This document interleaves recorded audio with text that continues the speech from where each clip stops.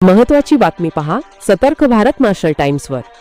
खराडी परिसरात वाढलेल्या गुन्हेगारी घटनांमुळे नागरिकांमध्ये मोठी दहशत पसरली होती। चोरी, फसवणूक आणि मारहाणीच्या घटना वारंवार घडत असल्याने नागरिक त्रस्त झाले होते। अखेर पोलिसांनी या प्रकरणांचा तपास वेगाने करत आरोपींचा छडा लावला। मुख्य संशयितांना अटक करून त्यांची परिसरात धिंड काढण्यात आली।